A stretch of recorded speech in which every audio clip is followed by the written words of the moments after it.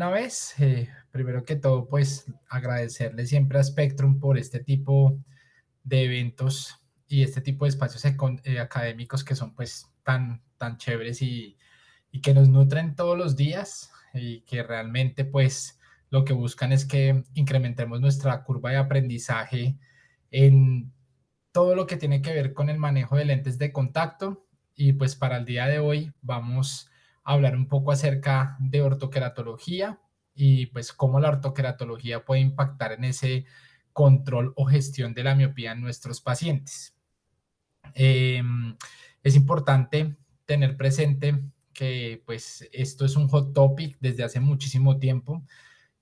Además de eso, saber también que hay un porcentaje bastante alto de pacientes que presentan miopía patológica y es ahí donde nuestro trabajo cobra una relevancia muy, pero muy importante.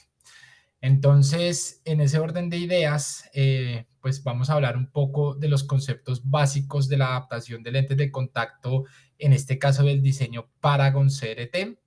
Hay muchas de los conceptos que vamos a ver el día de hoy que ya lo habíamos repasado meses atrás y que pues la idea es refrescarlos un poco para después ya ingresar a nivel 2 con el doctor Diego Bolaños, que ya pues es un poco más hacia la parte de casos clínicos y toda esta situación. Entonces, el día de hoy pues quisiera comenzar con este tipo de herramientas que me parecen supremamente importantes. Esto pues es una herramienta que nos da el Brian Holden Institute para nosotros entender cómo debe ser esa consulta inicial para la gestión de la miopía, ¿no es cierto? Regálame un segundito que se me cruzó aquí una imagen. Vale. Entonces, lo primero pues es recordarles pues cosas que ya sabemos. No quería hoy hablarles mucho del tema epidemiológico porque ya lo conocemos, en varias charlas lo hemos hablado, pero la idea pues es que recordemos que más o menos 324 millones de personas en este momento, hacia el año 2025, pues tienen miopía. Estos estimados fueron estimados que nos dio el Brian Holden Institute hacia el año 2016 y pues como ustedes saben, nos comentaban que hacia el año 2050 casi 4.750 millones de personas iban a tener miopía. Realmente pues vamos a ver qué ocurre con esos datos estimados, porque pues en la actualidad se viene trabajando fuertemente en la gestión de la miopía, tanto en nuestro país como en el resto de países latinoamericanos y centroamericanos. Y pues digamos que quería comenzar hoy con estas imágenes para que nosotros sepamos cómo abordar a esos pacientes que llegan a nuestro consultorio y cómo debe ser esa consulta inicial. Entonces, lo primero, pues tenemos que tener muy en cuenta el tema de los antecedentes. Es importante incluir la edad, el sexo de nuestro paciente, antecedentes familiares que son supremamente claves, sobre todo si los padres tienen miopía. Sabemos que hay un riesgo importante cuando los padres son miopes en generar miopía en sus hijos. La edad de inicio de progresión, también lo habíamos nombrado anteriormente como uno de los aspectos importantes a tener en cuenta, debido a que si la miopía aparece antes de los 9 años, pues muy probablemente el impacto a nivel estructural del globo ocular va a ser aún mayor. Entonces es muy importante la edad. Muy importante también el trabajo de cerca en el paciente, cuántas horas se está realizando actividades cerca, ya sea lectura, uso de aparatos digitales o en su defecto, pues videojuegos que tengan que ver con la computadora también, que pues en la actualidad ustedes saben, existen múltiples videojuegos en los cuales los niños pasan horas y que realmente requieren un control. Lo digo porque tengo 3 hijas, de hecho tengo dos que tienen 10 años, pues tengo gemelas y realmente les encanta mucho esta parte, pero pues trato de controlárselas al máximo posible, teniendo en cuenta pues todo lo que uno conoce acerca del tema de la miopía. El tiempo al aire libre es vital. Hablamos mucho de esto con Diego, con la doctora Andrea, de que en el pasado a nosotros tenían que entrarnos a la casa porque permanecíamos con nuestros amigos jugando fútbol o haciendo un montón de actividades y en la actualidad nos toca es sacar a los niños a la calle porque realmente los aparatos digitales han consumido mucho de su tiempo y es muy importante tener en cuenta el tiempo al aire libre, pues debido a lo que ya también conocemos por los estudios y esa gestión de la miopía que nos ayuda con estas liberaciones de las diversas moléculas para el grosor coroideo. Y pues otros antecedentes oculares y la salud general, que pues es muy importante también dentro de todo ese proceso de antecedentes cuando estamos haciendo la anamnesis sistemática a nuestros pacientes. La agudeza visual, pues debemos tomarla con y sin corrección, importantísima. Evaluar el estado de la visión binocular de nuestros pacientes, utilizar todas las herramientas que tengamos para ello. El examen del segmento anterior, pues en la actualidad realmente los avances en esta parte han sido muy grandes.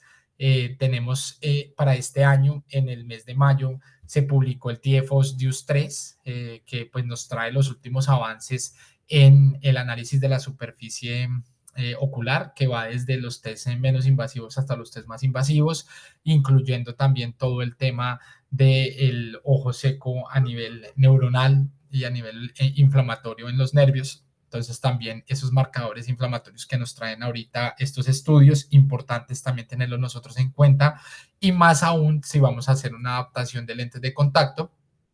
La presión intraocular de nuestros pacientes, también vital tener en cuenta esta parte a medida que la podamos tomar, evidentemente, pues en la actualidad tenemos múltiples equipos para ellos, incluyendo los tonómetros neumáticos que de pronto son un poco más fáciles de manejar en los pacientes, en este caso en los niños, ¿no es cierto? La refracción cicloplégica objetiva y subjetiva pues es vital. Esta sí que es importantísima para nosotros tomar decisiones acerca de qué vamos a hacer con nuestro paciente y la gestión de su problema. El examen de fondo de ojo también importantísimo, por eso está allí subrayado con un asterisco.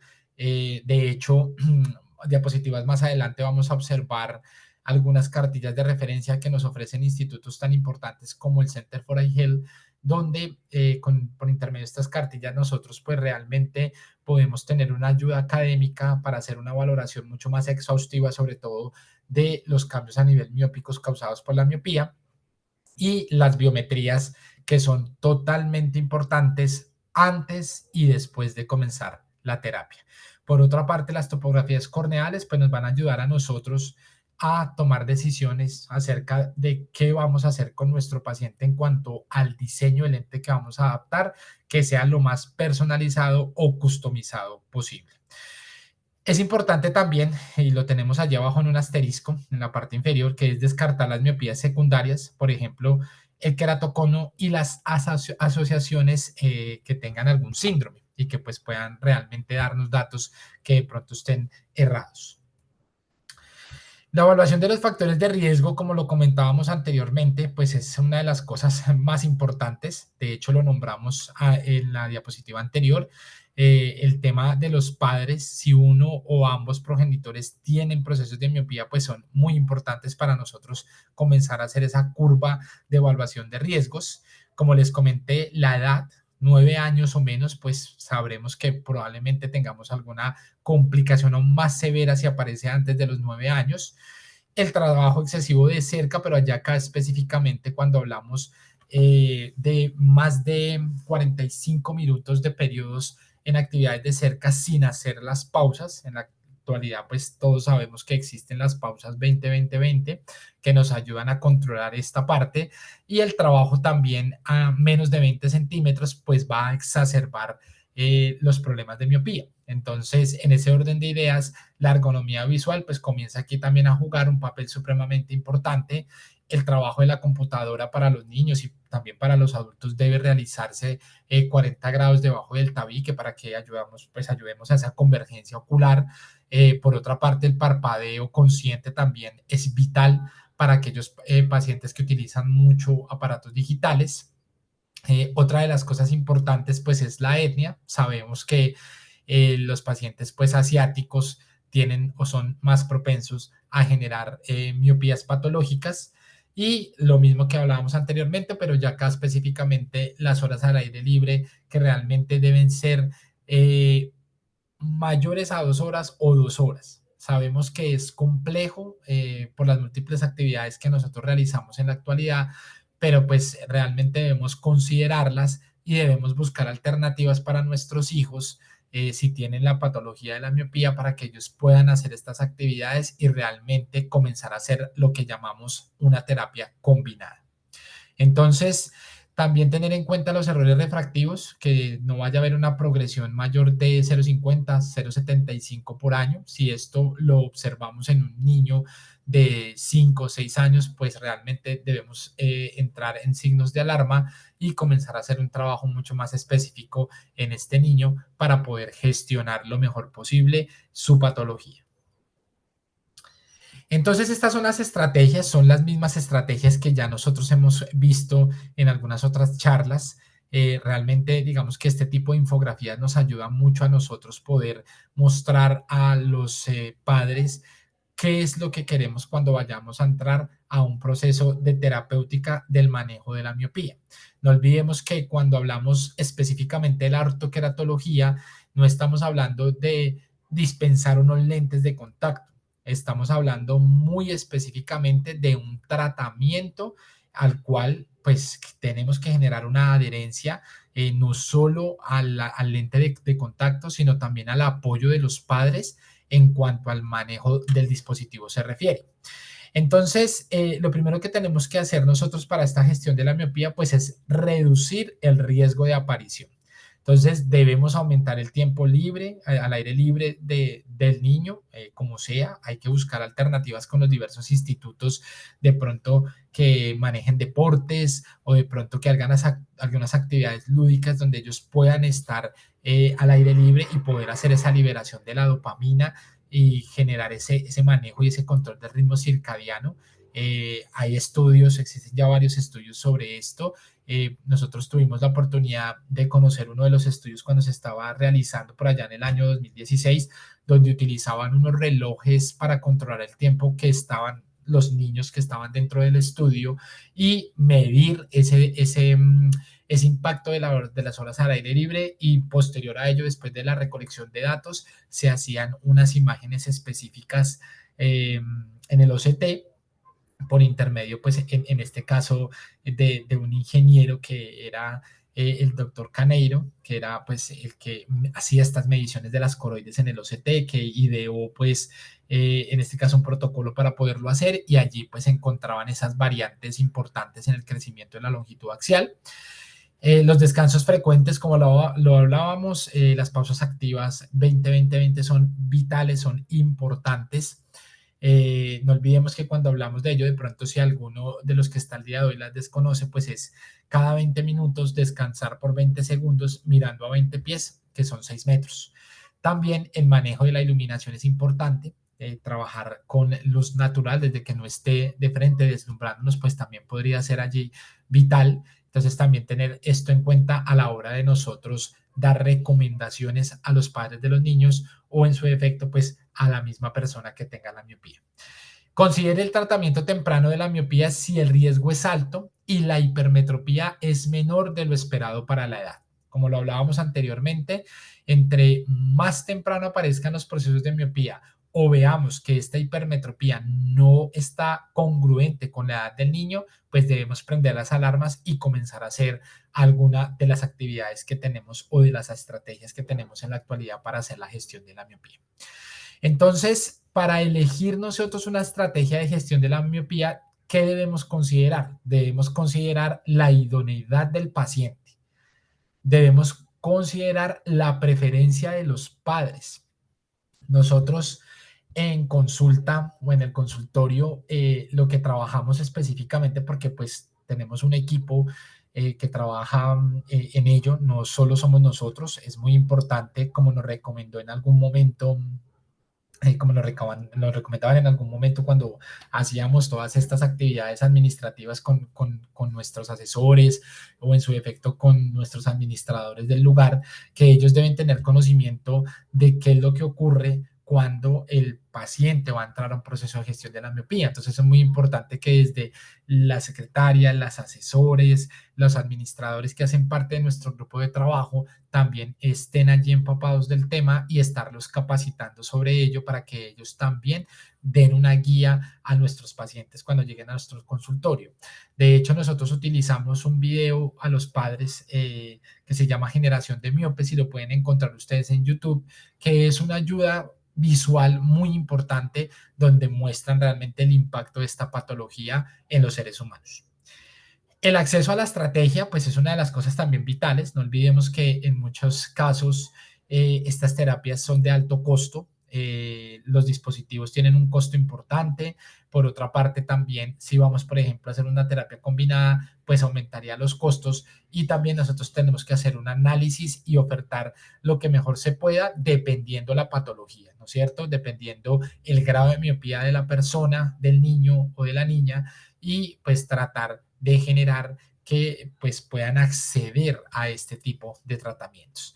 El riesgo de la progresión, como ya lo hemos hablado, pues vital, es muy importante el riesgo de la progresión para tomar decisiones si va a ser una terapia única y exclusivamente, por ejemplo, con lentes oftálmicos o si vamos a hacer una terapia combinada con actividad al aire libre, medicamento y ortoqueratología. Entonces, esto depende mucho del riesgo de la progresión, la eficacia de la estrategia, la seguridad, el cumplimiento y el costo. Como lo nombrábamos anteriormente, pues muy importante poderle transmitir toda esta información lo más clara posible a los padres. Entonces, ¿qué utilizamos nosotros en la actualidad para la gestión de la miopía? Pues utilizamos lentes de contacto, en este caso multifocales, que vienen, pues digamos que en diferentes gamas. Podemos encontrar multifocales con círculos concéntricos, podemos encontrar multifocales con tecnología de profundidad de foco extendida, que es lo que más se viene manejando pues en la actualidad. Las gafas con adiciones progresivas, ¿no es cierto? Que también pues las encontramos en este caso con diferentes desenfoques como el HAL, el DIMITS o el DOT, que pues hacen, evidentemente, ponemos estas palabras aquí porque pues son unas siglas en inglés específicamente, pero es lo que nosotros conocemos como microlentes o como dofocus periféricos, ¿listo? La atropina en dosis bajas, que realmente ha dado unos resultados bastante importantes, pero pues con el cual nosotros debemos tener mucha precaución porque sabemos que la atropina puede llegar también a generar algunos eventos adversos y por ello en la actualidad los preparados son magistrales de dosis muy bajas para evitar estos efectos secundarios que puede llegar a generar el medicamento, pero que en realidad el impacto es bastante importante. Y lo que nos atañe el día de hoy específicamente, que es la ortoqueratología, con alrededor más o menos entre un 50 a un 60% de gestión de la miopía y más o menos un 55%, entre 45 y 55% en el tema del crecimiento de la longitud axial. Esto no lo digo yo, lo dicen los estudios actuales, los estudios como el último publicado entre el 2003 y 2024 por el CLIAR, donde nos indican estos estimados a nivel de la ortoqueratología y ya si realizamos pues unos tratamientos combinados como por ejemplo atropina en bajas concentraciones más la utilización del lente de contacto, pues realmente nosotros vamos a impactar aún mucho más y para ello siempre es importante hacer en este caso, el riesgo de la progresión y el análisis de ese riesgo de progresión de la miopía. Otras de las elementos que se utilizan para la gestión miopía, pues son las gafas de adición progresiva y los bifocales ejecutivos, que fueron los primeros que nosotros conocimos para ello. Por allá el doctor E.R. Smith en el año 2000, entre el año 2010, 2013, que tuvimos la oportunidad nosotros de poder estar en una charla con él, pues ahí nos enteramos de que venía manejando estos lentes bifocales ejecutivos para ello. Y bueno, sabemos que la gestión de la miopía viene trabajándose años atrás. Entonces también pues agradecer todo esto y aún siguen siendo parte de esta gestión de la miopía este tipo de dispositivos, evidentemente pues con un más bajo porcentaje de uso, pero aún siguen siendo útiles para ello. Entonces aquí quería mostrarles esta diapositiva que me parece supremamente importante. Ya, como les comentaba, meses atrás pudimos ver cuál era el seguimiento de la ortoqueratología y todo ello. Ahora lo traigo en la cuarta diapositiva para que lo tengamos en cuenta. Entonces, cuando nosotros vamos a trabajar con ortoqueratología, lo primero que tenemos que tener presente es que a las 24 horas debemos nosotros estar haciendo la revisión de nuestro paciente. ¿Por qué motivo? Porque ya a las 24 horas, después de adaptado, después de haber hecho todo el proceso que vamos a ver más adelante, pues realmente vamos ya nosotros a ver cuál es ese impacto del lente y la mejora de la agudeza visual del paciente. Entonces, es muy importante que tengamos en cuenta esto y por otra parte, a la semana ya debemos nosotros estar haciendo revisión. Entonces, fíjense muy bien aquí en esta línea. Voy aquí a colocarles el puntero. Fijémonos entonces que la ortoqueratología, que aquí la vamos a ver con este símbolo, con esta convención, entonces vamos a ver que es la primera en generar seguimiento. O sea, a las 24 horas ya nosotros debemos estar haciendo la valoración de qué ha pasado con nuestro proceso adaptativo. Cuando ya nosotros adaptamos lentes de contacto blandos o en su efecto atropina, pues vemos que el control debe hacerse la primera vez a la semana y aquí ya iríamos en nuestro segundo control si nosotros nos vamos por la terapéutica de la ortoqueratología. Ya cuando nosotros también incluimos en este caso, por ejemplo, los lentes oftálmicos, pues vemos que con los lentes oftálmicos debe hacerse al mes, pero aún así la ortoqueratología también debe tener un control al mes.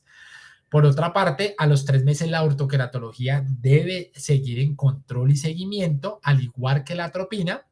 A los 6 meses debe seguir en control y seguimiento la ortoqueratología y en su defecto, pues acá les muestro las otras terapéuticas y al año.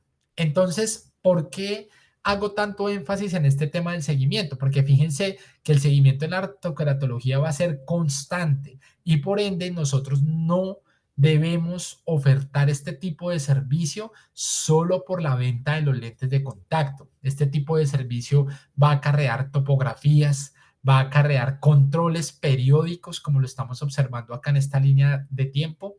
Y aparte de eso, también las biometrías juegan un papel importante para nosotros determinar si sí estamos generando un impacto adecuado en el paciente miope con la ortoqueratología. Entonces, esto es muy importante que lo tengamos en cuenta. Realmente el trabajo de los pacientes con ortoqueratología no es para todos, o sea, me refiero que no todos los pacientes pueden realmente ingresar a este tipo de terapias y por eso hay que tratar de ser muy detallado en la explicación que nosotros vayamos a darle, sobre todo a los padres. Normalmente yo he podido hacer ortoqueratología en niños de 6 años en adelante con buenos resultados. Evidentemente, intenté hacer algún proceso de adaptación de ortoca en pacientes mucho más pequeños, pero realmente los resultados no fueron como los adecuados y por ello decidí en este caso trabajar desde los 6 años en adelante. Evidentemente, esto no quiere decir que no se pueda hacer en niños más pequeños, pero pues debe hacerse con una responsabilidad adecuada y sobre todo con una educación muy grande hacia los padres. ¿Listo? Entonces, siempre mantener la historia actualizada, la agudeza visual con la mejor corrección, en este caso, pues hacer las sobre refracciones en el primer día de seguimiento en la ortocam, estar verificando muy bien el tema del examen del segmento anterior, como lo nombrábamos anteriormente. En este caso, pues hacer ya mucho foco en verificar que no esté generando problemas inflamatorios como las papilas, que tienen mucho que ver sobre todo con las soluciones que utilizamos para la limpieza de los lentes de ortoca. La topografía corneal debe hacerse a las 24 horas para verificar cómo va el aplanamiento a nivel del epitelio. Entonces, no solo las 24 horas, sino a la semana, al mes, a los 3 meses, a los 6 meses y al año debemos estar controlando esta parte. Los tamaños de pupila pues son muy importantes en el tema de ortoqueratología porque pues entre más la pupila esté cerca de la zona de retorno del lente de contacto de ortoqueratología, pues los estudios nos han demostrado que se genera más gestión en la progresión de la miopía. Tomar en cuenta la presión intraocular si estamos haciendo terapias combinadas con la atropina, pues muy importante la presión intraocular allí y no solo la presión intraocular, sino también tener en cuenta la paquimetría del paciente. Ustedes ya lo saben desde hace mucho tiempo que cuando hay paquimetrías muy altas, pues puede que nos estén dando en este caso datos de presión intraocular errados, y lo mismo pasa con paquimetrías que se salen de los valores de referencia, donde nos pueden dar valores mucho más bajos o en su efecto valores de hipotensos oculares. Entonces tener eso también muy pero muy presente. Refracción bajo cicloplegia cada 6 meses para estar evaluando toda esta función acomodativa, estar evaluando realmente el dato específico del poder que nosotros estamos corrigiendo. Los exámenes de fondo de ojo son muy importantes que vayan enfocados en la toma de imágenes cuando se comenzó el proceso adaptativo, y posterior a ello algunas valoraciones si ya hay un impacto negativo en la retina, pues algunas valoraciones en el OCT serían vitales para nosotros hacer el control en el tiempo. Y la medición de la longitud axial, como lo nombrábamos anteriormente, mínimo cada 6 meses cuando entra a proceso de gestión de la miopía en nuestro paciente. Entonces, ¿qué tenemos que tener nosotros en cuenta cuando ya comenzamos nosotros a hacer los procesos de adaptación? Lo primero es, si la progresión no se ralentiza, si vemos que a los 3, 6 meses no hay, sigue la progresión, pues debemos comprobar la prescripción que nosotros le mandamos a nuestro paciente y hacer los ajustes necesarios en las lentes. Sobre todo, pues hablando específicamente de los lentes de contacto blandos con tecnología de DOF, o en su defecto las lentes oftálmicos. Entonces es muy importante tener esto en cuenta, enfocado en esa parte. Comprobar el cumplimiento del tratamiento. Muchos de los pacientes de ortoqueratología comienzan a tener dificultades en la noche para colocarse los lentes, entonces comienzan a ponérselos menos tiempo, y debemos nosotros realmente estar seguros de que por lo menos en el primer año el paciente esté, o sea, digámoslo así, con uso muy frecuente y muy juicioso y muy disciplinado en la colocada de sus lentes a las horas de dormir. También es muy importante hacer la valoración de cuántas horas está durmiendo el niño con el lente de contacto o la niña con el lente de contacto. En este caso, pues para determinar que realmente se esté dando un impacto importante con las horas de sueño. Y considerar la potencia de cambiar, la posibilidad, perdón, de cambiar la potencia, el diseño del tratamiento o el modo de tratamiento, o aparte de eso verificar si requiere una terapia combinada si vemos que la progresión no se ralentiza. Si la miopía es estable durante al menos 2 años y si el individuo está en una edad en la que el riesgo de progresión es mínimo, se puede considerar el cese de la gestión de la miopía.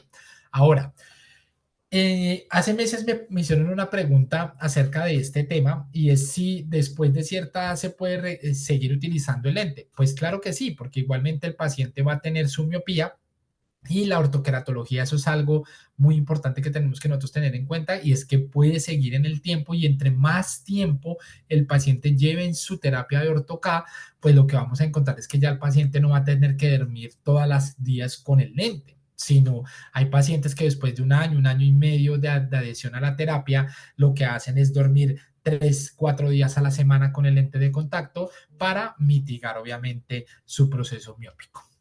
Para el primer año, especialmente para niños miopes en progreso, el programa de seguimiento adicional debe modificarse en función de la evolución del paciente, la modalidad de tratamiento y el rendimiento que el niño tenga en sus actividades. Entonces, tengan esto muy, pero muy presente, que pues hace referencia a lo que veíamos arriba de qué ocurre cuando la progresión no se ralentiza y cuando debemos nosotros modificar también dependiendo la función y las actividades cotidianas que realiza nuestro paciente. Entonces, esto también es algo muy importante, porque puede pasar, por ejemplo, que nosotros tenemos a nuestro paciente con lentes de contacto blandos para la gestión de la miopía, y el paciente comenzó a hacer algunas actividades acuáticas. En ese orden de ideas, debemos nosotros tener presente que debemos hacer una modificación y llevar a nuestro paciente, en este caso, a la ortoqueratología para que pueda seguir haciendo sus actividades acuáticas sin riesgo de procesos infecciosos, en este caso, pues, por lo que todos conocemos, que es la cantamueva. Entonces, les traigo estas imágenes. Hace meses les compartí imágenes de estafilomas posteriores, de lacquer cracks, de algunos daños a nivel de la retina que puede llegarnos a generar la miopía patológica. No olvidemos ese dato importante que nos dio las investigaciones en el pasado, que nos da el IMI, que nos da instituciones como el Brian Holden también, donde nos indica que pues alrededor más o menos del 10% de esta población va a tener miopía patológica, y realmente pues este porcentaje es un porcentaje que nos pone a pensar mucho que realmente nuestro impacto debe ser aún mayor cuando encontramos miopías de ciertos valores antes de los 9 años, porque probablemente nos va a generar un proceso a nivel de la retina, como los Lacker cracks, como la atrofia de geográfica del epitelio pigmentario y de la coroides, como el estofiloma posterior, manchas de Fuchs, cambios a nivel del nervio óptico y cambios a nivel peripapilares que también se pueden llegar a generar, cambios a nivel de la interfase vitreoretiniana, como los desprendimientos que pues son bastante grandes en procesos de miopías por encima, en este caso, de valores axiales de 26 o en su defecto, pues miopías más altas de 6, que es donde ya nosotros comenzamos a hablar de miopía magna.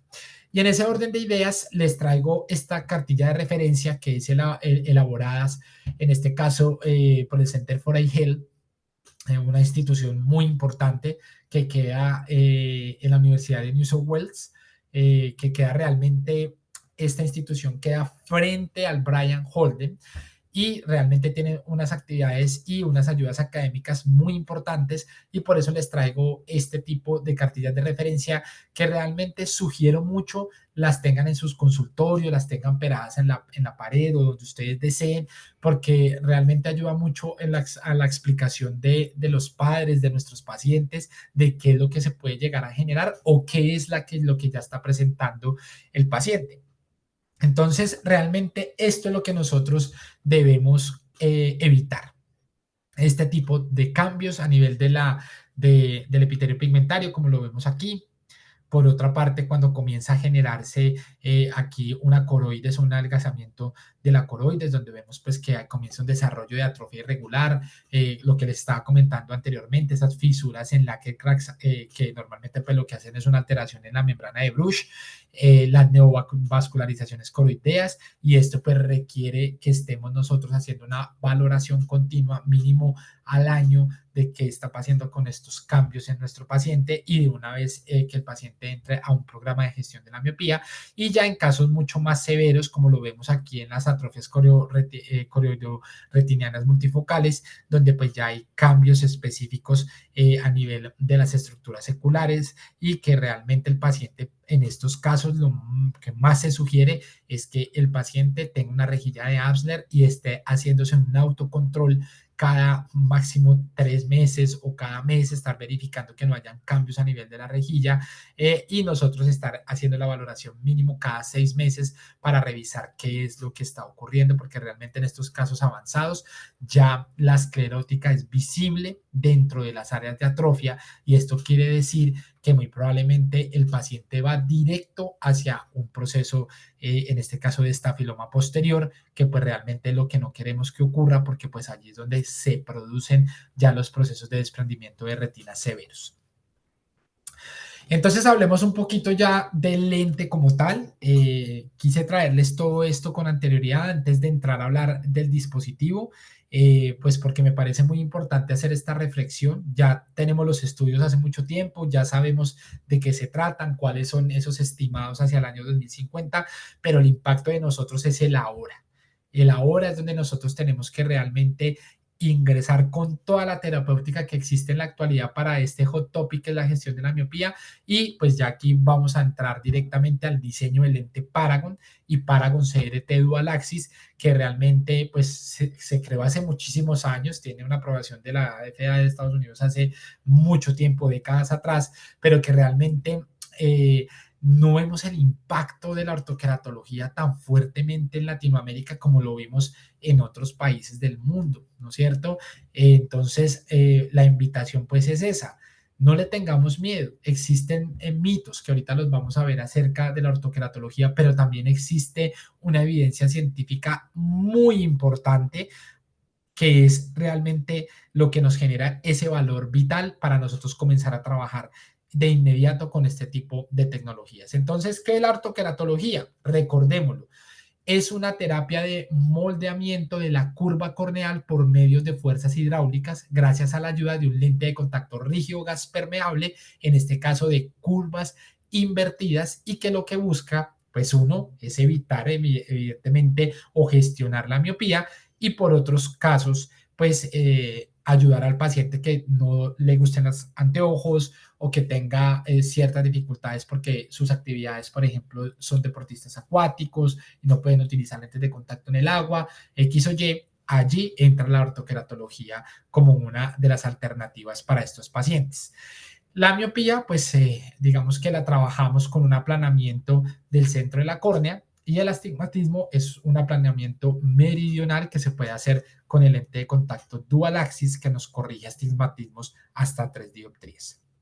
Entonces, revisemos esta diapositiva, que es una diapositiva que me gusta mucho, que fue elaborada por el doctor Diego Bolaños, que va a estar en el segundo nivel de esta charla y que me parece súper importante porque él me la mostraba y me decía como que es que la gente le tiene miedo realmente al dispositivo y tenemos que llevar un mensaje mucho más claro para que le pierdan ese miedo y esto tiene que ir siempre con la base científica. Entonces, en ese orden de ideas, les traigo esta diapositiva para que entendamos que la ortoqueratología no es una técnica para aplastar o distorsionar la córnea.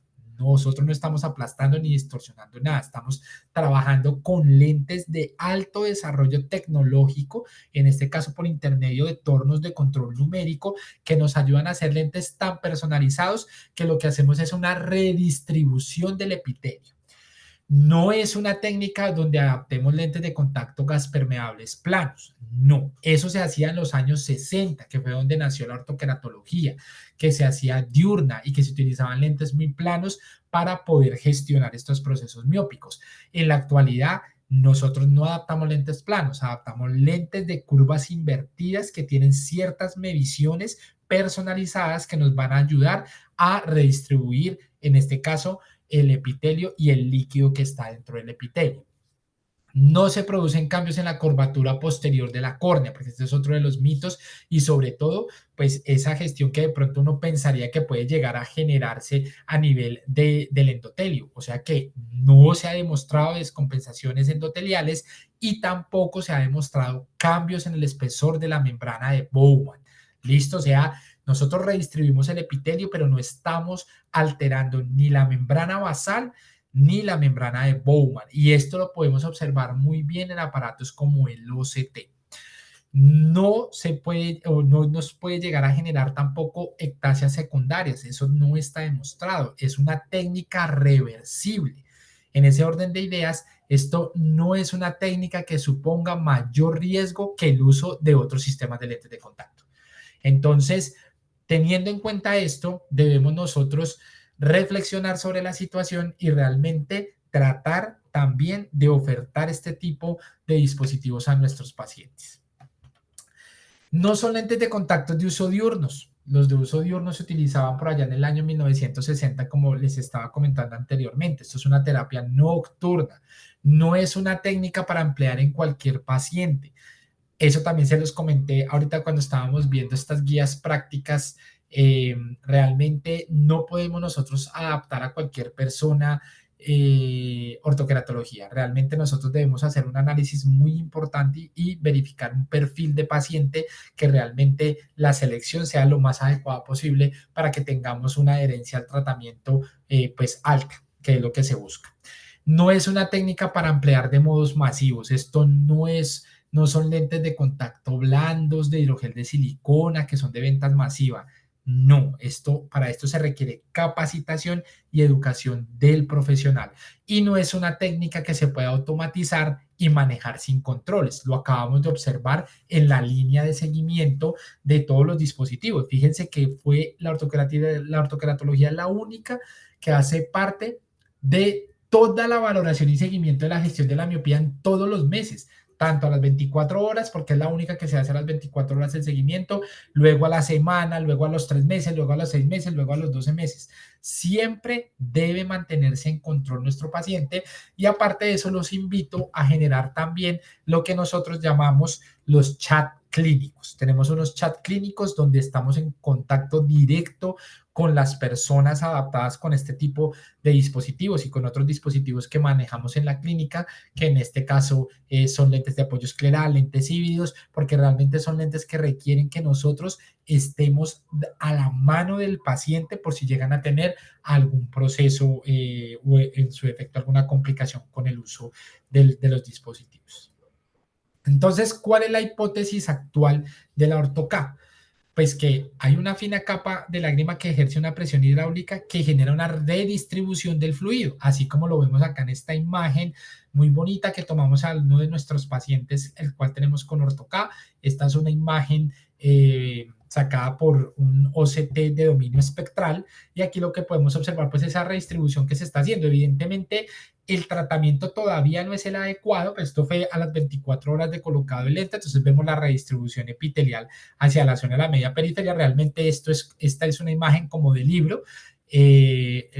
Hay veces no es tan fácil, no nos las vamos a encontrar tan fácil, pero pues se las traigo para que entiendan que lo que estamos haciendo es una redistribución del fluido intraepitelial, como lo vemos aquí, muy plano en esta zona y vamos redistribuyendo hacia la otra zona, ¿listo? Consecuentemente, el aplanamiento de las células epiteliales del centro de la córnea, pues corrige la visión. Y el engrosamiento periférico de las células epiteliales, o sea, donde queda la zona de retorno del lente, es lo que genera ese desenfoque miópico periférico que nos va a hacer ese control y ese porcentaje de control que les comenté a ustedes que va más o menos entre el 45 al 55% del crecimiento de la longitud axial con la ortoqueratología. Entonces, ¿cómo funciona el lente Paragon CRT? Lo primero, pues es que los lentes Paragon CRT son seleccionados dependiendo la necesidad del paciente. De hecho, en la actualidad, pues nosotros ya tenemos calculadoras biométricas donde ingresamos allí los datos del paciente que nosotros, los datos clínicos que nosotros revisamos cuando el paciente llega a nuestro consultorio, los ingresamos en la calculadora biométrica y él nos indica cuál es el lente de contacto a usar. Por otra parte, pues están diseñados específicamente para corregir suavemente la curvatura de la córnea mientras dormimos y en las horas del día el paciente se quita su lente de contacto y pues evidentemente vamos a tener una visión clara sin necesidad de gafas o lentes de contacto blandos para que lo tengamos pues en cuenta. Igual son cosas que muchos de los que están el día de hoy aquí sabemos, pero que es importante siempre tratar de mostrárselo al paciente y por eso tenemos este tipo de infografías que deben tenerlas ustedes en sus consultorios para poder educar de la mejor manera posible a los padres y al paciente. Entonces, hablemos un poquito de la evidencia científica con ortocar. Realmente la evidencia científica es increíble.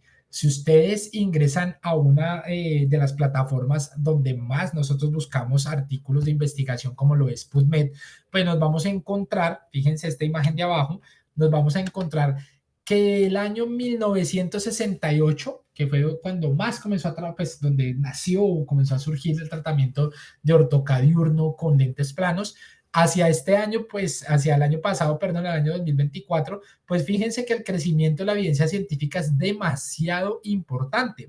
De hecho, este análisis, vemos que aquí en el 2024 se ve como un poquito colgado versus el 2023, es porque esto fue una imagen que se tomó más o menos como en junio de ese año y fíjense realmente que ya muy probablemente esto sobrepase, ya lo sobrepasó y vemos que realmente la evidencia científica y en los trabajos a nivel de la ortoqueratología que se han venido realizando son muy fuertes y nos están dando panoramas muy claros para que introduzcamos esta terapia en nuestra consulta.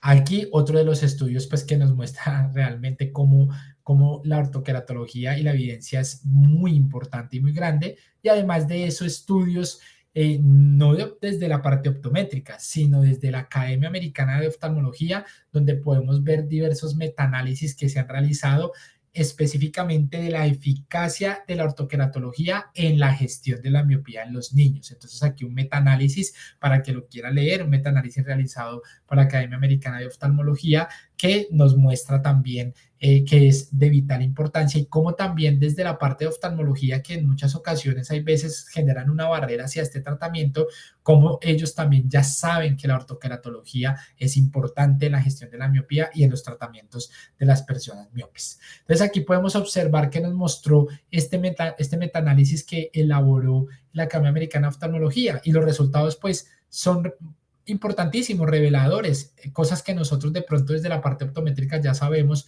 y es que aquí en este estudio específicamente nos mostró que la ortoqueratología está solo por detrás del manejo gestión de la miopía con la atropina, tanto en alta como en medianas como en bajas concentraciones. Entonces, realmente el impacto de la ortoqueratología es importantísimo en esta gestión de la miopía y lo podemos observar aquí en esta imagen como solo está por detrás del tratamiento farmacológico. O sea que cobra aún más relevancia nuestra actividad de contactología frente al manejo de este tipo de pacientes. Frente a la efectividad, lo mismo.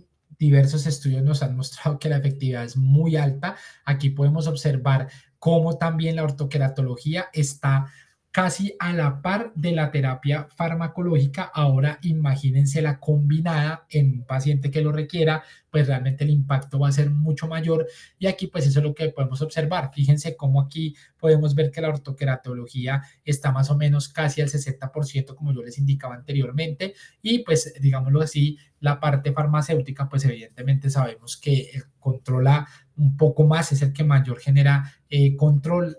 También hablamos de, de las gafas oftálmicas que también tienen un control alto en la actualidad. Entonces, realmente la ortoqueratología está allí como otra de las alternativas para nosotros gestionar esa miopía. Entonces, la evidencia científica, ¿qué nos muestra? Pues que hay un nivel de evidencia máximo exponencial con un crecimiento importante desde 1968. Debemos nosotros explicar muy bien los riesgos y los beneficios de la ortoqueratología a los padres o al paciente que vaya a entrar en este procedimiento, así que por ende es muy importante que contemos con los consentimientos informados. Es necesario conocer el control de la longitud axial para revelar el efecto real del tratamiento. Así que, como les comenté anteriormente, toda esta parte de exámenes diagnósticos debe estar dentro de la terapéutica que se ofrezca al paciente y parece que logra mayor efecto de gestión en miopías mayores de 3 dioptrías y mayor efecto también, como les comenté anteriormente, en pupilas grandes. Esto es lo que nos ha revelado en la actualidad los estudios. Entonces, ¿por qué la ortoqueratología en este momento pues es una de las terapias más utilizadas para la gestión de la miopía en otros países? Pues específicamente porque hubo un desarrollo muy importante, el advenimiento de la tecnología con los tornos de control numérico, con el focal point, con los materiales, con los fluorocarbonados de alta permeabilidad, pues hacen que nosotros también estemos mucho más tranquilos por esos temas, en este caso de oxigenación, de dormir con el lente, bueno, todo ello. Y la topografía corneal nos ayuda al seguimiento de nuestro proceso adaptativo, o sea que realmente el advenimiento de la tecnología con todos estos aparatos que tenemos en la actualidad, ya sabemos que en la actualidad para lentes de contacto el hot topic es el uso de los aberrómetros como el OITS, por ejemplo, que realmente pues es como el futuro de la tecnología, de la contactología, perdón, porque realmente vamos a lograr unas adaptaciones aún más personalizadas de lo que nos da el perfilómetro, o sea que la unión de esas dos, el perfilómetro y en su efecto también los aberrómetros pues son muy importantes y como siempre lo hablamos con la doctora Andrea, así como siempre lo hablamos con el doctor Diego, es el futuro de la contactología, pues toda esta tecnología bien utilizada pues hace que nosotros podamos tener todas estas herramientas para poder corregir a nuestros pacientes. Entonces, conozcamos un poquito la anatomía del lente Paragon CRT. Entonces vienen diferentes tintes. Aquí podemos observar la zona óptica que es más o menos entre 5 a 6 milímetros, los espesores variables que van de 0.16 a 0.22, diámetros diversos entre 9.5 a 12, curvas bases de 6.5 milímetros a 10.5 y pues el dual axis que nos ayudan esos astigmatismos donde el El Paragon CRT normal no se puede corregir. Y aquí abajo podemos ver los tintes de manipulación, pues que son muy importantes en algunos de los pacientes, sobre todo con miopías muy altas, que de pronto no puedan observar muy bien allí su dispositivo, pues aquí estos tintes nos van a ayudar con eso. Entonces, ¿cuáles son los parámetros de poder? De -2 a +2, diámetros de 9,5 a 12 milímetros, curvas bases de 6,5 a 10,5, zonas de retorno de 400 a 800 micras, ángulos de 25 grados a 40 en pasos de 1, ajustes de 0,25 en las potencias, en diámetros pues también nosotros podemos hacer variantes de 0,5, en curvas bases podemos hacer cambios muy específicos y detallados de 0,1 milímetros y los cambios de las zonas de retorno son de 25 micras, vienen en dos materiales, en Paragon HDS y en Optimum Infinity para aquellos pacientes de pronto que requiramos nosotros mayor oxigenación. Y por otra parte, pues los colores de los cuales ya hablamos y los espesores que van de 0,16 a 0,22. Este es el lente Paragon, aquí lo podemos observar entonces en funcionamiento, entonces aquí podemos observar primero el trabajo de la zona óptica, o sea, donde nosotros vamos a hacer la terapéutica en la redistribución de las zonas de las células o del líquido intraepitelial. Aquí podemos observar la zona de retorno que nos va a ayudar mucho en el tema de la gestión de la miopía, sobre todo en diámetros de pupilas grandes. Y aquí podemos ver lo referente a la zona de apoyo del lente y el ángulo del lente que también pues, nos va a ayudar a ese flujo de lágrima en el paciente. Entonces, esta es la anatomía del lente de contacto Paragon CRTs y veámoslo ahora más con un corte sagital. Entonces, fijémonos acá cómo en el centro se va a hacer la fuerza de empuje positiva, que es la que va a generar esa redistribución del epitelio hacia la zona de la media periferia. Entonces, aquí podemos ver en la zona de retorno, que es la RZD, que es donde se va a distribuir el líquido o el fluido intraepitelial. Y pues allí es donde nosotros en esta zona también en pupilas grandes podemos hacer el tema de la gestión miopía y aquí el tratamiento pues del miope normal y en estas zonas pues vemos el ángulo del lente, acá en esta zona vemos donde cae el lente, la zona de apoyo del lente y el ángulo que nos ayuda mucho a ese flujo lagrimal. Entonces recordemos un poquito cómo está distribuida la córnea. Eso ya nosotros lo sabemos, pero es importante siempre recordarlo, volver a nuestras bases para entender las tecnologías.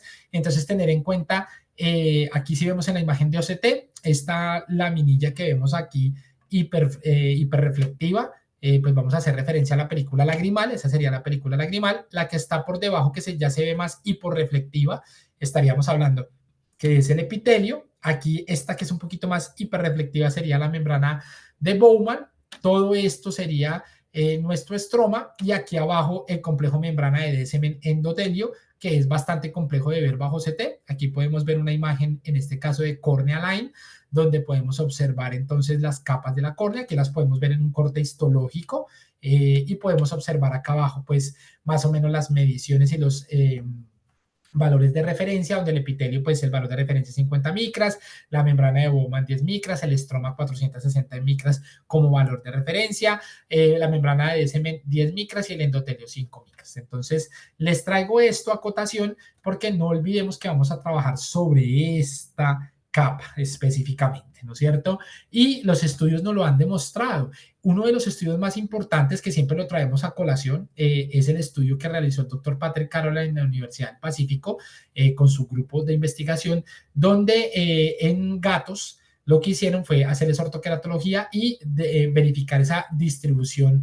del líquido intraepitelial y realmente pues este es uno de los hallazgos más importantes porque nos deja digamos que muy tranquilos al ver cómo realmente la ortoca hace esa redistribución a nivel de la media periferia. Entonces uno de los artículos que siempre en las charlas que damos para Spectrum o las charlas que se dan presencialmente, siempre es uno de los artículos que siempre mencionamos porque es uno de los más importantes en cuanto a la muestra de la redistribución del líquido o del fluido intraepitelial.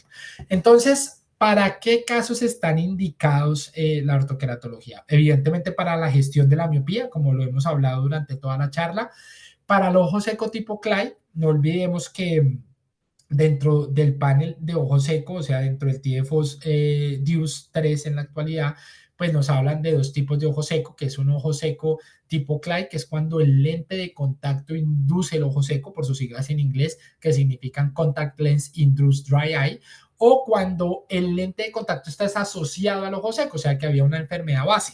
En este caso está indicado es para el de tipo CLAI, cuando un lente, por ejemplo, de contacto blando indujo el ojo seco y el paciente requiere otro tipo de manejo, pues entonces aquí entraría la ortoqueratología. Buena agudeza visual sin necesidad de RX, o sea, de gafas o de lentes de contacto blandos de uso diurno.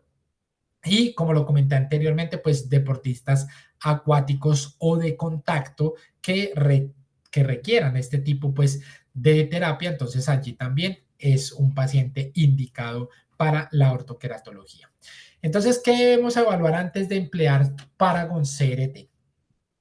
No olvidemos lo que les comenté anteriormente, que son la refracción cónice en cicloplegia, la biometría, el white to white, que es el diámetro horizontal de iris visible, para nosotros determinar pues el lente con el cual vamos a comenzar, visión binocular, importantísima, evaluar el nivel de riesgo, o sea que la edad del paciente, los antecedentes familiares, el tiempo en visión próxima y tiempo en exteriores, los factores étnicos, y además de eso, también otras cosas a evaluar, estas ya las habíamos nombrado anteriormente, como lo son las habilidades, la motivación del paciente, la madurez y la posibilidad de eventos adversos. Entonces, esto también ténganlo muy presente antes de emplear, en este caso, el dispositivo Paragon CRT. ¿Qué otros factores a considerar les recomendaría? Lo primero, keratometrías muy planas, pues va a ser complejo. Yo les sugeriría, digamos que keratometrías más o menos entre 42 y 45.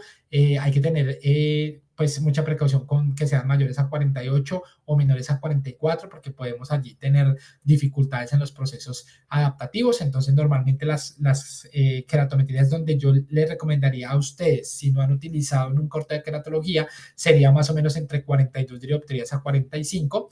Y es muy importante recordarles que la terapia es más efectiva en córneas curvas y esfericidades altas comparadas con córneas planas y esfericidades bajas. ¿Listo? Teniendo en cuenta pues lo que ocurre en la córnea que se va aplanando del centro a la periferia, ¿no es cierto? Entonces, ¿cuáles son los candidatos ideales? Refracciones esféricas hasta menos 6 dioptrías con cilindros hasta 1,75.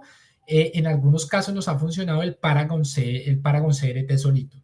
Pero cuando ya el cilindro es mayor, realmente tenemos que ya migrar hacia el Paragon Dual Axis, que nos hace mejor control meridional para poder lograr pues una corrección de agudeza visual, no solo en cantidad, sino en calidad. La fisiología de la superficie ocular que sea adecuada y pues también tener presente que nosotros no vamos a poder adaptar este tipo de lentes en córneas irregulares primarias y secundarias. Siempre debe ser en una córnea regular.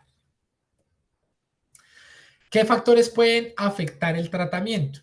La refracción del paciente, la calidad y cantidad de la lágrima del paciente y la rigidez corneal, aunque estas dos tenemos nosotros que realmente verificar, pues porque, como les comenté anteriormente, nosotros la ortoqueratología la podemos utilizar en el ojo seco tipo Clyde, así que habría que verificar en este paciente de pronto que tenga un ojo seco severo, pero que quiera y esté motivado a usar lentes de contacto, qué ocurre a la semana de uso del lente. Ahí tendríamos nosotros de pronto una valoración mucho más exhaustiva con la metodología del TFOS para determinar qué está pasando a nivel de la superficie ocular. Y la rigidez corneal, pues que digamos que podría llegar a afectarla. Yo sugeriría siempre los mapas epiteliales porque nosotros estamos actuando sobre el epitelio, no estamos actuando sobre el estroma, entonces siempre verificar esta parte en paquimetrías muy altas, qué está ocurriendo y si sí estamos haciendo el tratamiento adecuado. Lo mismo que les comentaba anteriormente, ojo con las expectativas del paciente. Tenemos que nosotros darle manejo a esas expectativas. Hay veces los pacientes tienen unas expectativas muy altas del proceso y hay veces nosotros teniendo presente lo que tenga el paciente no las logramos cumplir y pues evidentemente allí se vería afectada nuestra actividad profesional. Entonces siempre es muy importante controlar esas expectativas de nuestro paciente. Esta es la calculadora biométrica que está en la internet y que maneja una aplicación, de hecho también que ustedes pueden descargar a sus teléfonos móviles, a sus smartphones. Es la calculadora que nos simplifica pues prácticamente el cálculo del lente. Entonces aquí podemos observar que dentro de la calculadora podemos ingresar los parámetros de keratometría, Debemos ingresar los parámetros de la refracción manifiesta. Debemos, en este caso, ingresar también el white to white o el diámetro horizontal del iris visible para que la calculadora pues, nos dé allí los valores que nosotros requerimos para el primer lente de prueba. Después de que nosotros hagamos el análisis del lente de prueba, ya nosotros comenzamos a hacer las variaciones que sean necesarias dependiendo de lo que observemos en el fluorograma. Entonces, por ejemplo, aquí nos ponen un ejemplo importante que es una queratometría de 42, ¿no es cierto? O sea que tenemos un poder de menos 325, o sea que el aplanamiento se genera hacia una curva de 8.8.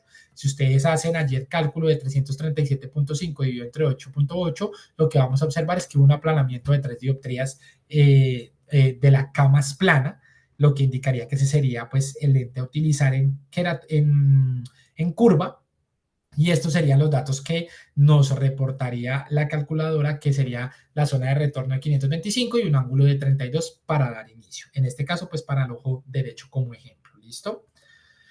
Entonces, aquí, muy importante tener en cuenta dónde está ubicada la curva base. Nuevamente volvemos pues a la anatomía del lente. Entonces, la curva base está en esta zona que se ve con un azul un poquito más oscuro. Ahí está la curva base que digamos que nos podríamos trabajar más o menos entre 5 y 6 milímetros.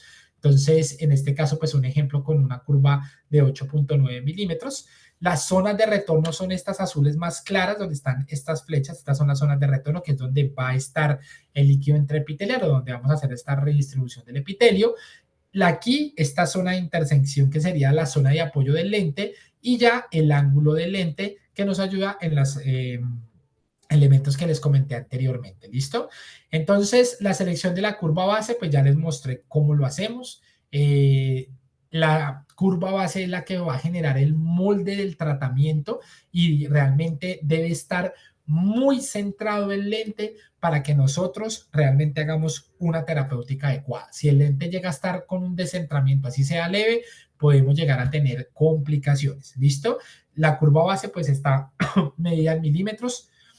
Lo calculamos con el formato electrónico que tenemos en la actualidad. En el pasado, las cajas de pruebas de Paragon tenían una tabla donde nosotros hacíamos las modificaciones y los cálculos del lente con esa tabla. Ya en la actualidad pues lo podemos hacer bajo la aplicación que tiene, y siempre pensando en el factor de Jensen, que el establecido es de más 0,50, pero que realmente nosotros lo podemos hasta trabajar, o lo hemos trabajado en la clínica hasta más 1. Entonces tengan en cuenta ese factor de Jensen que nos debe quedar posterior a la sobrerefracción. ¿Listo? Entonces todo esto lo logramos en el centro del lente, que es la zona de tratamiento. Aquí mostrarles cómo se comporta entonces la zona de retorno, que va bajando en 25 micras, como ustedes se dan cuenta. Pero si nosotros hacemos cambios en esas zonas de retorno, también nosotros vamos a hacer variantes a nivel de la ságita central del lente. Entonces, eso tienen que tenerlo muy en cuenta, porque cada paso que ustedes me modifiquen en la RZD, que es la zona de retorno, también van a modificar la ságita central del lente. ¿Listo? Entonces, hay que tener mucha precaución con las variantes que hagamos en esta zona. Y aquí podemos ver lo que ocurre. Entonces, fíjense en estas imágenes, fíjense en esta imagen donde tenemos 500 micras de zona de retorno, y fíjense en esta imagen, cuando ya aumentamos la zona de retorno, vemos que realmente la parte del anillo se ve aún mucho más verde o con mayor contraste. O sea que realmente esos cambios de 25 micras generan variantes importantes. Y además de eso, fíjense que aquí la zona, en este caso, de toque del lente está mucho más marcada que aquí con el cambio de 25 micras. Entonces, ojo, porque esto les puede afectar también la calidad visual del tratamiento en el paciente.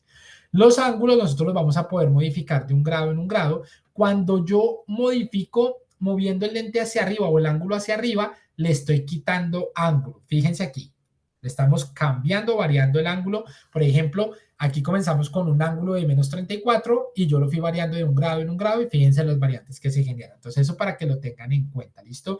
Y cada cambio que ustedes generan a nivel del ángulo también les va a hacer modificación, tanto en la zona de retorno como en la ságita central. ¿Cuánto es el valor de modificación? De 15 micras. Entonces también tenemos que tener mucha precaución acá con las variantes que hagamos, porque nos va a impactar el resto de las zonas del lente de contacto. Entonces, para que lo tengan muy presente también. ¿Listo?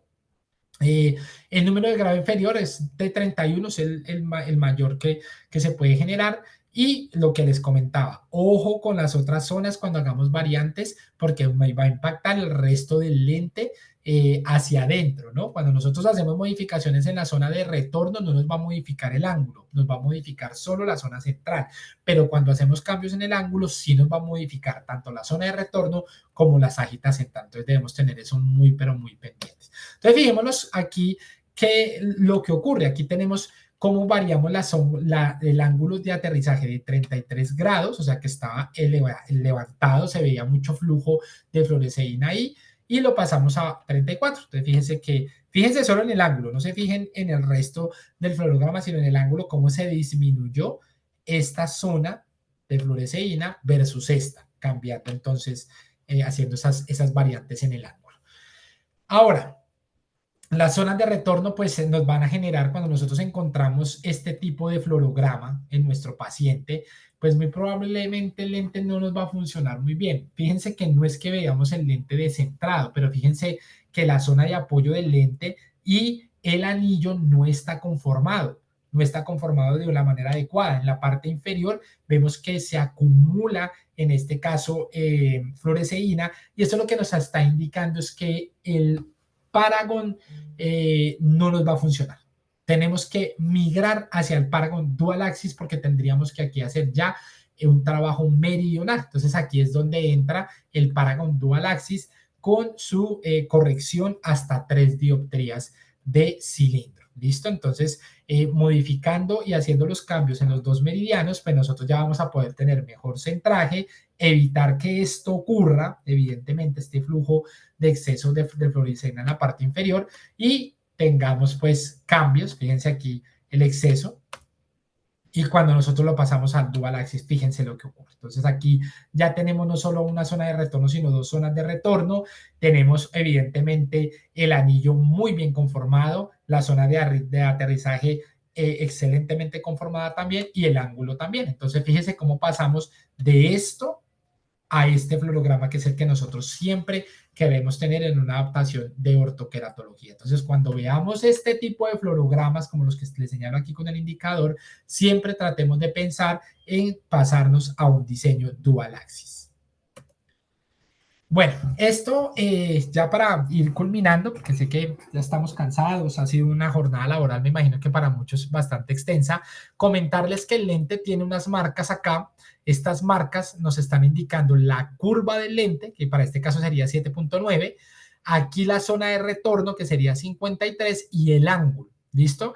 Aquí hacerles una aclaración, y es que si ustedes piden una zona de retorno de 525, normalmente en el marcaje láser se los van a colocar como 53. No se los ponen como 52, sino de una vez como 53. O si yo pido 575, me lo van a pedir en 58. Ahora, si yo la pido en 57, pues me aparece 57 allí. Pero si yo pido, perdón, 570, me aparece ahí 57. Pero como estoy pidiendo 575, entonces nos está indicando un valor de 58. ¿Listo? Entonces, este marcaje pues es importante para que nosotros sepamos que realmente lo que solicitamos al laboratorio es lo que nos llevó. O sea que aquí, ojo con el control de calidad de los lentes de contacto que adaptemos. Siempre verifiquemos todo antes de hacer las entregas.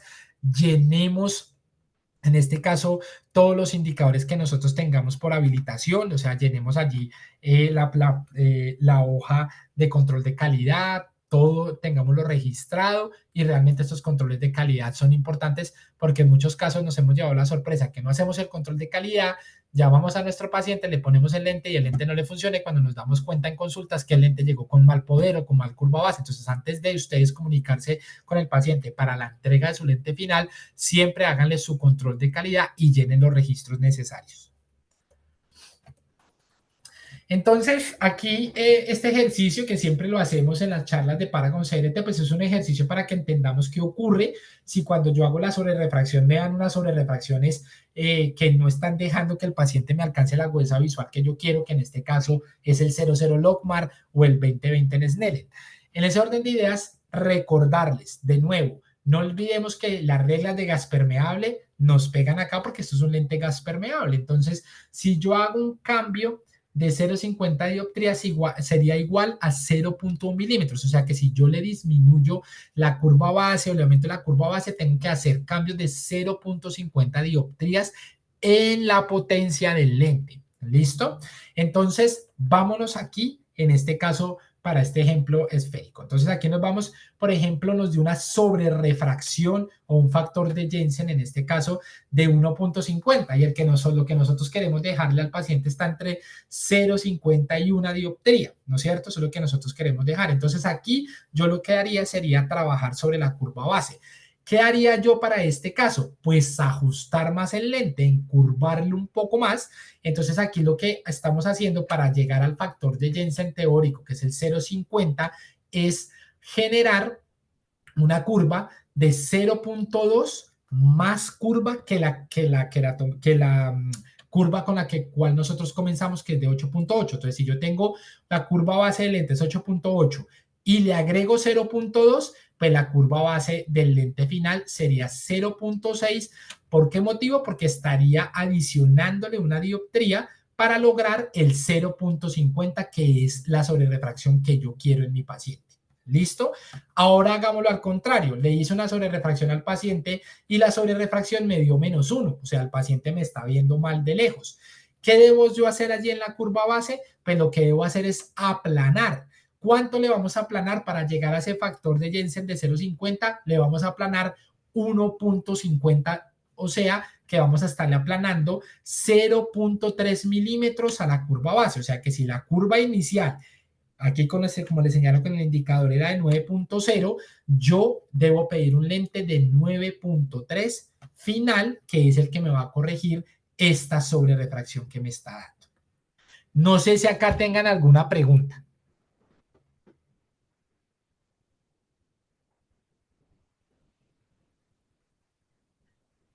Doctor Edward, la mayoría las ha contestado el doctor Diego. Doctor Diego, excelente. Sí, Entonces, solamente hay una del doctor Héctor.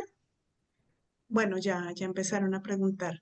El doctor Héctor pregunta que cómo consigue la aplicación, entonces le iba a escribir que por la app descarga la aplicación de Paragon CRT y tiene la calculadora. así es, así es. Ahora hay otras preguntas. Si La quieres, doctora, ¿te Si las quieres las leo? vamos haciendo. Sí, vámonos haciendo de una vez. Igual Listo. lo que nos queda son algunas recomendaciones ya finales. Sino que Ujú. quería preguntarles si tenían alguna pregunta sobre la base de la sobrerefracción, que hay veces se puede uno confundir un poquito, pero quería preguntarles si Pero tienen si alguna hay sobre si esta. hay una, esa sobrerefracción, ¿en qué momento se debe hacer? A las 24 horas. O sea, en el primer seguimiento del paciente hacemos la sobrerefracción. Luego volvemos a hacer sobrerefracción. En este caso, si vemos que el lente que nosotros probamos está funcionando muy bien, lo dejamos las 24 horas. El paciente llegó, hacemos la sobrerefracción y verificamos qué ocurrió. Si vemos que vamos por muy buen camino, a la semana volvemos con ese mismo lente que le dimos al paciente de prueba a hacer la sobrerefracción. Ya a la semana, entre 7 a 14 días, ya el paciente debe tener el factor de Jensen entre +0,50 y +1. Si vemos que no es así, entonces allí es donde habría que hacer ya la variante del lente. Pero las sobrerefracciones se hacen en en los dos primeros controles, que sería a las 24 horas y a la semana. Y si nosotros queremos verificarla aún más, a los 15 días podemos nosotros también hacerla y ir tomando decisiones. Pero la sobrerefracción se hace en los tres primeros seguimientos. Listo. Listo. Ya como recomendaciones, pues no olvidemos que tenemos en la actualidad equipos, en este caso los CT, que es de dominio espectral. Ya también tenemos los láser de barrido, pues que sabemos que son muy costosos en la actualidad, como el Tomei, pero que realmente son tecnologías muy importantes para nosotros hacer valoraciones más detalladas y específicas en los pacientes, y sobre todo en estos pacientes que nosotros estemos adaptando OrtoK. Entonces aquí, por ejemplo, el epithelial map sería muy importante nosotros poderlos hacer para poder ver esa redistribución que realmente nos da, en este caso, el lente, ¿no es cierto? Fíjense cómo en la paquimetría se nos ve aquí un aplanamiento bastante importante. Los mapas, en este caso paquimétricos, y epiteliales también nos muestran acá el mínimo de epitelio que tiene nuestro paciente, o sea que realmente este tipo de exámenes pues son complementarios y que nos dan mayor data para nosotros personalizar aún más los lentes que vayamos a adaptar. Fíjense aquí el mínimo en este caso de 47, de 47 aquí en micras en lo que hemos redistribuido. Entonces realmente estos mapas muy importantes allí como exámenes alternativos a nuestro paciente. Entonces aquí la pregunta que me estaban haciendo, doctora Andrea, la sobrerefracción con el lente al primer día sobre refracción para determinar cómo está. ¿Qué más debemos hacer? Verificar el centraje, la elevación del borde, pero el centraje clave el centraje realmente porque nos va a dar mayor data. Si nosotros tenemos un muy buen centraje, muy probablemente la terapéutica que nosotros estemos realizando sobre nuestro paciente, pues va a ser la ideal y la agudeza visual no solo la vamos a conseguir en calidad, sino en cantidad.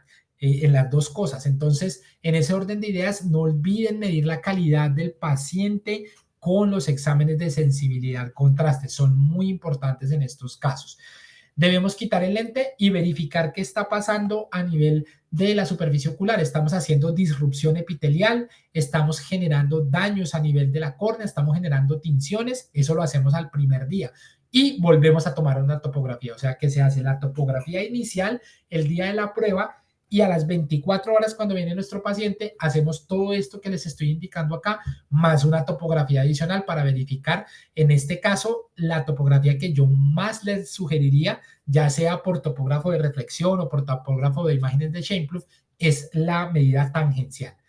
La topografía tangencial nos va a mostrar realmente cómo está ubicada ese anillo y realmente el aplanamiento que nosotros estemos haciendo en el centro. Entonces se lo recomiendo mucho. Sobre refracciones, no olvidemos tener en cuenta el factor de Jensen más 0,50, máximo más 1. Si hay astigmatismos residuales, hay que pasar en este caso a tratamiento meridional, que en este caso sería con el Paragon Dual Axis. Se mueve el lente, verificar evidentemente, instalar solución salina para la observación del patrón fluorescénico, a ver qué está ocurriendo, verificar la agudeza visual, la lámpara de hendidura, pues muy importante para mirar si hay disrupción o no hay disrupción epitelial. Y el día 1, como les he indicado en toda la charla, es la línea base para nosotros tomar decisiones sobre el lente final. Estas son algunas de las topografías que se puede llegar a encontrar, ¿no es cierto? Cuando de pronto no contamos específicamente con un muy buen alineamiento sobre el ápice de la córnea, o sea, cuando no está muy bien centrado el lente, entonces podemos encontrar todo este tipo de imágenes topográficas que pues evidentemente tendríamos que ir solucionando. No voy a entrar muy a detalle a esto porque el manejo de los problemas con lentes orto-K los vamos a ver ya en el segundo nivel con el doctor Diego Bolaños en nuestro próximo encuentro. Vamos a observar todo esto, que cómo lo podemos nosotros solucionar, pero no voy a entrar muy a detalle porque esto hace parte pues ya específicamente de lo que nos va a hablar el doctor Diego Bolaños en la próxima charla. Como siempre, pues contarles que estos son los 5 pacientes iniciales ideales que yo siempre recomiendo en todo lo que doy de Paragon o de Orto-K, siempre tener en cuenta niños con miopía progresiva, usuarios actuales de lente de contacto blandas que se quejan de sequedad o molestias, pues como lo indicamos anteriormente, este tipo de diseño va a impactar mucho más en esos pacientes que tienen ojo seco tipo Clyde. Usuarios de gafas que no quieran seguirlas utilizando, también es uno de los pacientes muy importantes aquí. Y cuáles rangos yo les sugiero comiencen ustedes a adaptar. Rangos de miopías bajos a moderados, o sea, miopías hasta 4 sería como lo ideal, o menores de 4 dioptrías, queratometrías de 42 dioptrías a 45, como ya lo había nombrado anteriormente. Estos serían los pacientes ideales para comenzar ustedes a probar el diseño y realmente pues importante que lo vaya probando, nos vaya comentando, ya sea por intermedio de Spectrum, por intermedio de Andrea o por intermedio de nuestros correos, nos pueden contar cómo van con sus procesos y pues evidentemente nosotros quedamos muy atentos a lo que ustedes requieran cuando comiencen a hacer ya sus procesos adaptativos. ¿Listo? Esto es lo que les traigo para el día de hoy, entonces quedo muy pendiente, Andrea, si ahí existe alguna otra pregunta o si por Sí, intermedio del doctor Diego se han podido solucionar. Bueno, hay una del doctor Gerson Galvez, que creo que ahorita la respondiste. El más 0,50 de inicio es ley o es regla. Esa la respondiste ahorita, que era más 0,50 máximo más uno, ¿verdad? Sí, el valor teórico que nos dan es demasiado 50, pero nosotros al ejercicio práctico siempre digamos que nos gusta hablar mucho de la experiencia que hemos tenido. Como les digo yo a mis estudiantes del CES, hay veces uno se sale del protocolo, el paciente se sale pues del protocolo y hay que probar un montón de cosas que uno ni se hubiera imaginado. Entonces, por eso digamos que hemos trabajado hasta más uno y hemos tenido muy buenos resultados.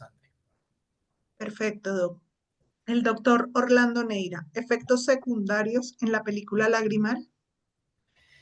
Pues digamos que por ser un lente gas permeable no tenemos condiciones, digamos, aquí acuosas. De hecho, se maneja es en problemas de, sobre todo de producción, pero como todo lente de contacto, doctor, un gusto saludarte.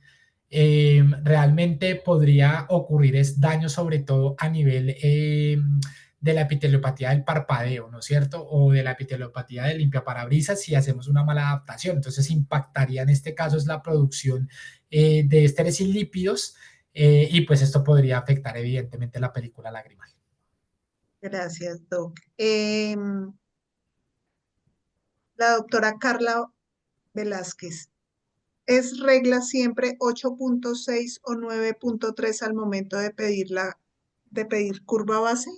No, este es simplemente un ejemplo que les di. Esto es un ejemplo que les coloqué allí, pues son solo ejemplos. Realmente, fíjense que la gama de curvas es bastante amplia. La vimos cuando estábamos observando la anatomía del lente, sino que estos son unos ejemplos simplemente que puntuales que trajimos aquí. La idea es que el lente de prueba nace específicamente del cálculo que ustedes hacen con la aplicación de Paragon y ellos ahí sale el lente de prueba. No sé si recuerdas ahí cuando vimos cómo funcionaba la calculadora biométrica, que nos da un ejemplo de 8,8 y en el otro de 8,9. Realmente esto depende, es de las condiciones queratométricas y de potencia que tenga tu paciente a la hora de la valoración clínica. Perfecto. El doctor Carlos Ruiz. ¿Desde qué edad se puede adaptar y hasta qué edad máxima se puede adaptar? Ah, esta es una pregunta que siempre tenemos en la charla. Realmente es una muy importante pregunta, como siempre lo he dicho. Como yo te lo indiqué, realmente desde mi actividad clínica adapto de los 6 años en adelante. Que si se puede antes de esa edad, probablemente sí. Habría que probar y depende de las condiciones, evidentemente, educativas de los padres, porque son los que van a estar básicamente pendientes de la inserción, de la remoción y del manejo del lente de contacto. También depende de la adhesión del niño a el dispositivo, pero yo he logrado adaptaciones de 6 años en adelante.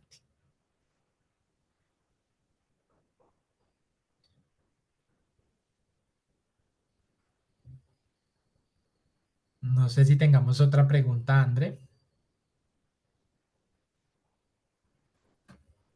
Perdón, doc, tenía en silencio el micrófono.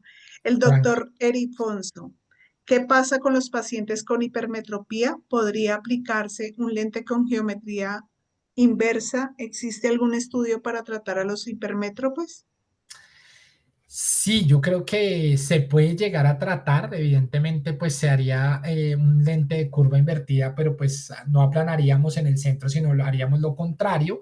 Existen estudios, claro que existen estudios. Yo creo que en el segundo nivel podemos de pronto mostrarles algunos, pero realmente la práctica en hipermetropía pues es mínima.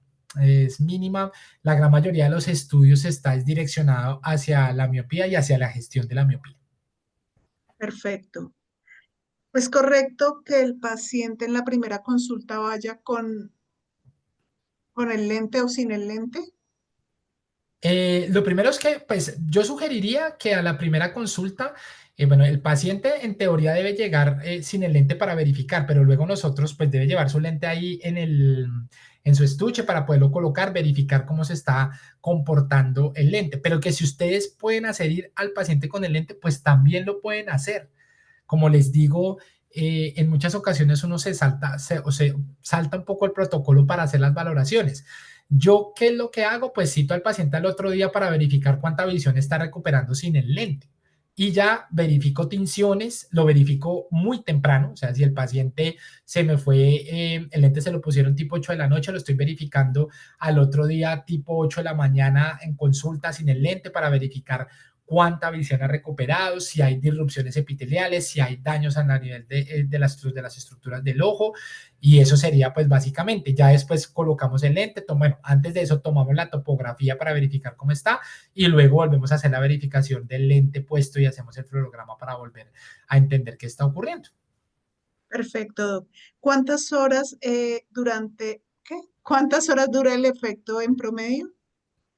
Es que eso ya depende, pues al principio dura poco, las primeras semanas, pero más o menos a los 14 días, la idea es que el paciente pueda tener 10, 12 horas de buena visión, pero eso ya depende del tiempo que lleve el paciente. Acuérdense que yo les comenté ahorita cuando iniciamos que hay pacientes que llevan más de un año y ya ni siquiera se ponen los lentes todos los días, sino que día de por medio se los colocan o cuatro veces a la semana porque la agudeza visual que alcanzan es muy importante debido a esa redistribución epitelial. Entonces, realmente depende de cuando tú lo valores, porque si lo valoras a la semana, pues muy probablemente el paciente estará por ahí con unas 6 horas de buena agudeza visual y así sucesivamente. Entre más tenga el lente puesto, entre más lleven la terapia, pues las horas se irán incrementando. Perfecto. La, el- la doctora Leiva, para control de miopía siempre debe ser zona óptica de 5 o podría lograrlo con zona óptica de 6 para Sí, una también persona con pupila grande. depende del diámetro pupilar. Tú puedes hacer modificaciones entre 5 a 6 milímetros en la zona óptica. Listo, el doctor Roberto Villanueva. Indicaste que adaptarse lentes ortoca en niños menores de 6 años y qué problemas tuviese porque no resultó. No entendí. No, yo no he indicado eso. Yo dije que podría hacerse, ¿no es cierto? Habría que hacer las pruebas. Realmente intenté con un niño, una niña, en este caso de 5 años, y tuve muy malos resultados porque la niña se despertaba en la noche con problemas.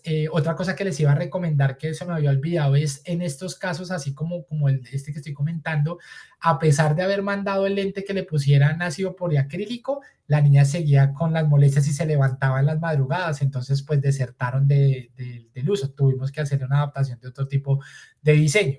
Pero en este caso, en este caso en particular, es más por la sensación del lente en las horas de la noche que puede llegar, le generó a ella molestias. De los 6 años en adelante, pues tampoco es que haya adaptado un montón a los 6 años. Tengo como 3 casos con niños de 6 años que me ha funcionado bastante bien y con el ácido poliacrílico que genera un colchoncito sobre el epitelio y que ayuda pues que el lente, sobre todo en la primera semana, en los primeros días, las 2 primeras semanas, el niño lo tolere mejor. Entonces esa fue como la Perfecto. experiencia que tuve y por eso trato de hacerlo siempre de los 6 años en adelante, pero no hay un valor de referencia que yo te pueda dar específicamente. Perfecto. Hay una pregunta del doctor, él es oftalmólogo, el doctor Carlos Centurión, que dice, ¿por qué no funcionan también los ortoca cuando el astigmatismo supera la miopía?